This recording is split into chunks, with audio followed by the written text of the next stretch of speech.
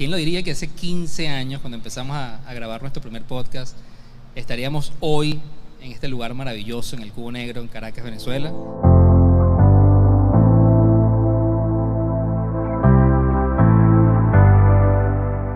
Al final lo que sí sabíamos es que romper el récord del podcast más largo del mundo era una idea que nos atraía muchísimo, que nos atraía mucho.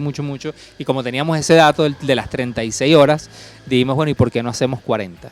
Y ahí viene la pregunta que nos hace todo el mundo. ¿Y por qué en vez de 36 no hicieron 37?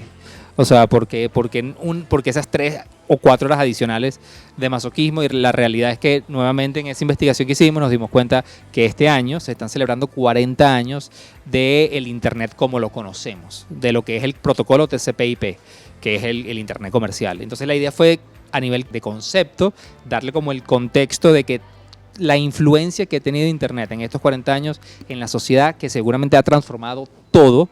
Bueno, vamos entonces a enmarcar todo. Vamos a hablar con gente del mundo de los deportes, vamos a hablar con gente del mundo del turismo, de los creadores de contenido, de los publicistas, de la historia, cómo ha impactado el Internet, la transformación de todo. Entonces, por eso las 40 horas del podcast eterno. Fue un proceso súper largo que tuvo altos y bajos.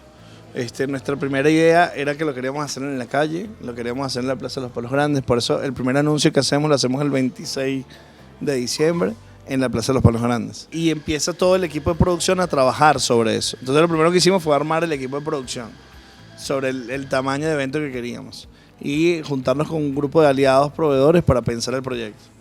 En ese momento, a golpe de febrero, ya teníamos 2 meses trabajando, nos dimos cuenta que el proyecto era demasiado grande para lo que nosotros podíamos en términos económicos.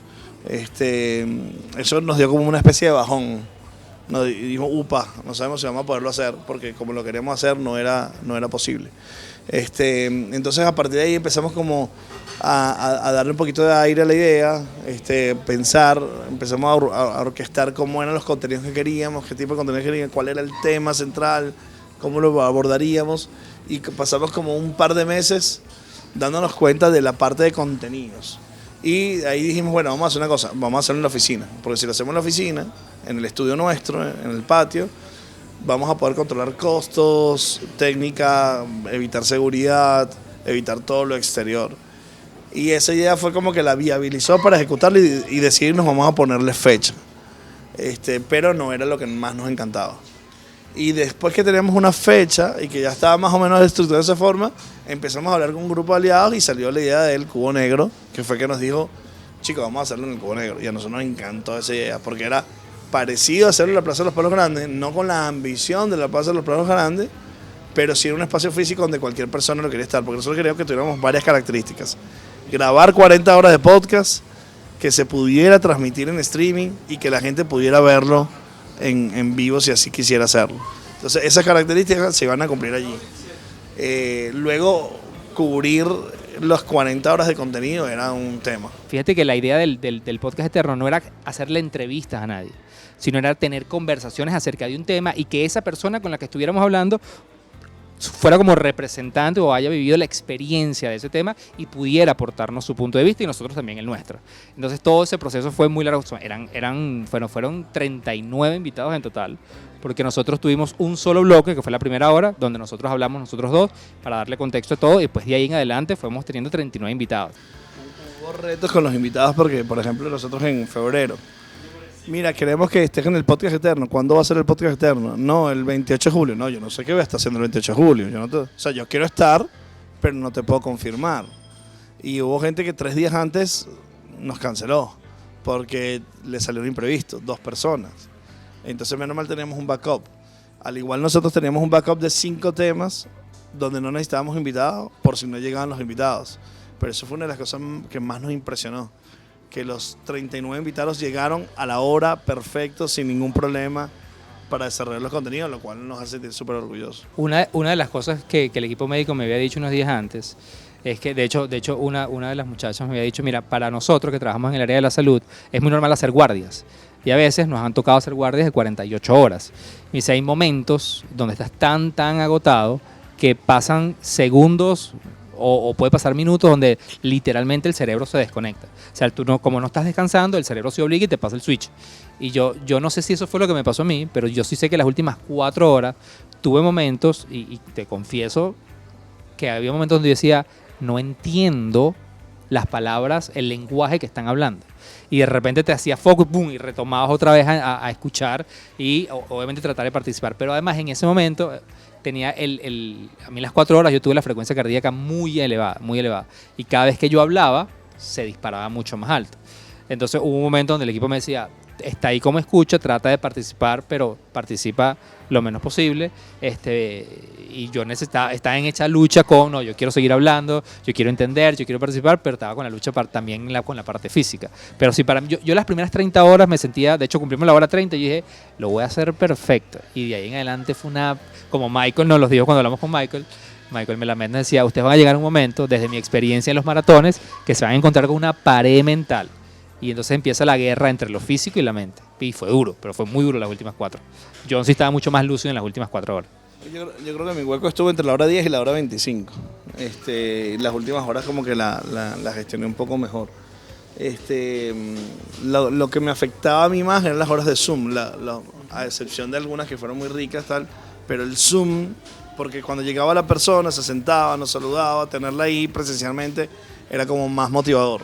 El Zoom era como más difícil para gestionar la entrevista, pero lo bueno de todo esto es que tenemos muy bien preparado todas las entrevistas. O sea, tenemos muy estructurado todo lo que queríamos de cada una de las entrevistas y eso nos ayudó a gestionar, independientemente de la sensación que tuviéramos de agotamiento, poder conducir la conversación hacia donde queríamos conducirla.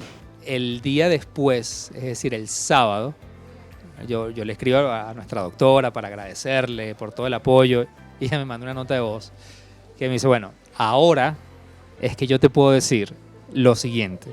El día que tú me dijiste que tenían que hacerlo del podcast eterno y estar 40 horas sin dormir, post-COVID, mi parte médica me decía, diles que se echen para atrás. No es humanamente, físicamente va a ser muy difícil, pero mi parte de mindfulness y mi responsabilidad también médica me decía, me lo voy a asumir como un reto. Y decía, esto para mí es un reto profesional. Todos leímos de todo, me decía, yo sabía todo lo que estaba pasando en el cuerpo de ustedes a cada hora. Y sabíamos cómo controlarlos, qué darlos, con qué ayudarlos, pero para ellos, y cosa que me alegró muchísimo, dicho por ellos, esto fue un reto profesional que asumimos. Yo sabía que para nosotros iba a ser muy difícil no llorar, pero a mí lo que me abre el chorro es ver al equipo llorando. O sea, cuando terminamos, o sea, desde el director, desde el sonidista, todas las personas del equipo de producción, cada vez que lo abrazaban a uno, yo te puedo contar 3, 4 casos, que cuando me abrazaban se iban en llanto como si, o sea, no es que no tengo manera de describirlo. Yo tengo una imagen muy marcada de uno de nuestros sonidistas que él estaba tan conmovido y el director, Kerman, que es una maravilla, un ser humano maravilloso, más un hiperprofesional, el abrazo y el llanto de lo que se había logrado en equipo, eso para mí me marcó, o sea, y creo que se queda conmigo por siempre. Cuando yo salía, que le decía a las enfermeras, tómame la atención rápido, porque quiero entrar, porque es mucho más fácil cuando manejamos la entrevista los dos que cuando está uno solo. O sea, entonces no quería como perder demasiado tiempo, entonces no teníamos como un minuto fuera de lo que estaba en cámara. Tuvimos muy poco tiempo fuera de cuando estábamos en cámara. Entonces eso no generó como en 40 horas un espacio de nada hasta que terminó. Pero cuando terminó, bueno, saludar a todo el mundo que estaba ahí, agradecerle a todo el mundo que fuera, agradecerle a todas las demás, hacernos algunas fotos y tal, y luego quererse ir a casa, ¿no? Quererse ir a casa a ver el celular, porque tenemos 2 días sin ver el celular.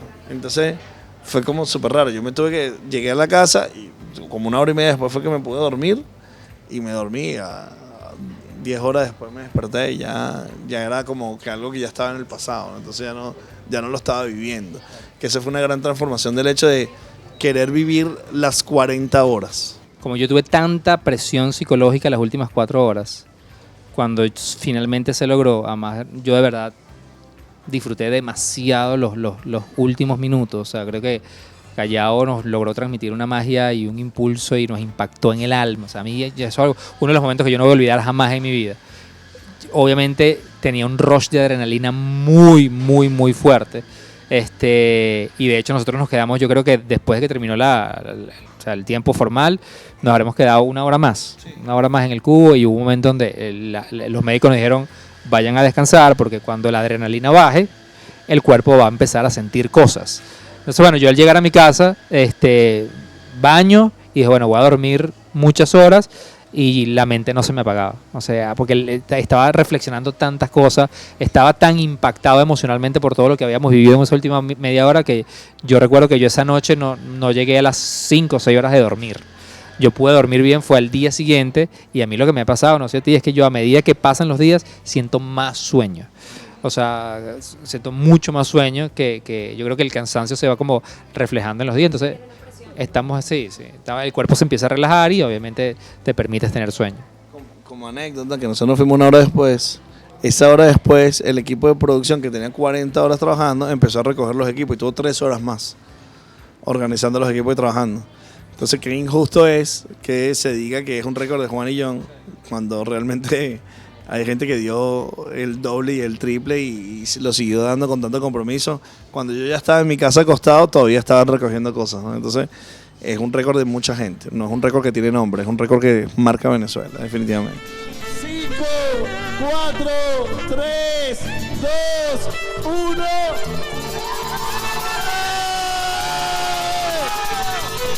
Juan, vacílate esto.